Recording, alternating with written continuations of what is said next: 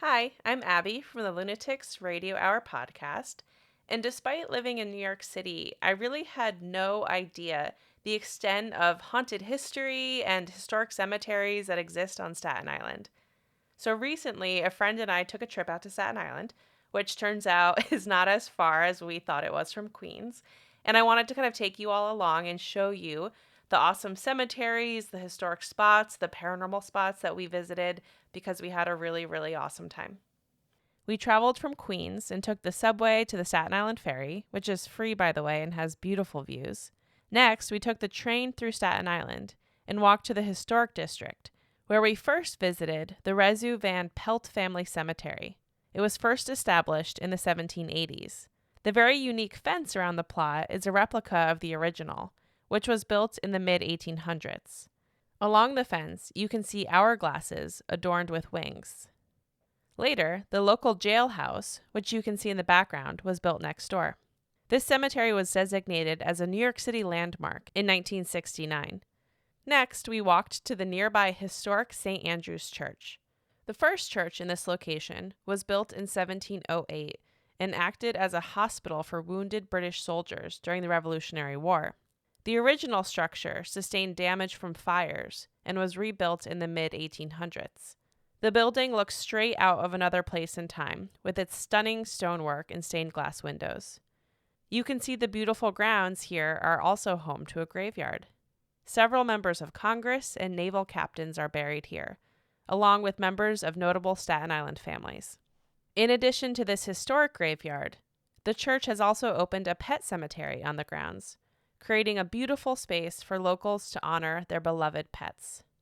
This here is the grave of Sybil Arnold, the first burial at St. Andrew's Churchyard. Sibbel was only a child when she passed away on July 24th, 1972.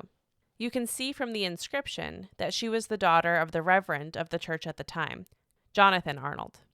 Next, we hopped on some trails that took us through the Staten Island woods, which was truly a delight to hike through in the middle of New York City. We walked for a bit before making it to the Hydrodal ruins. These ruins come with legends of being haunted.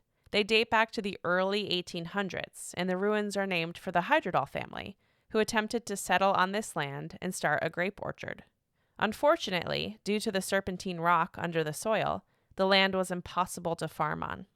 There are several ghost stories surrounding this area.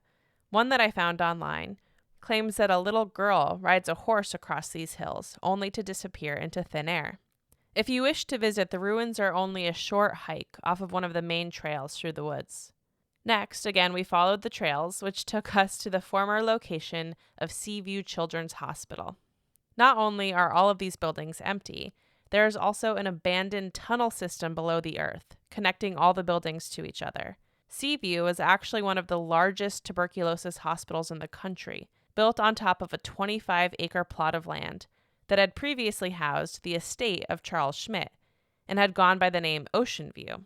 If you visit by car, you can get a bit closer, but since we hiked here, we weren't able to get past this very, very steep valley, which is actually named Bloodroot Valley, that cuts through the back of the property. Finally, after walking again through the woods, and this time also through some suburbs, we ended the day by visiting Morovian Cemetery, which is both the oldest and largest still active cemetery on Staten Island. It was first established in 1740, just 2 years before the nearby St. Andrew's Churchyard. It spans over 113 acres of land and is home to many notable burials, including the Vanderbilt family. Famous senators, photographers, writers, mobsters, and artists all reside here.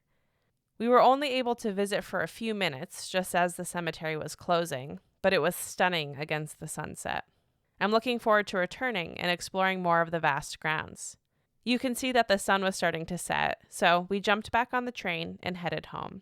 We didn't get to visit everything on our list, so we'll definitely be back again. Let us know if there's anything specifically that we should make sure to visit next time.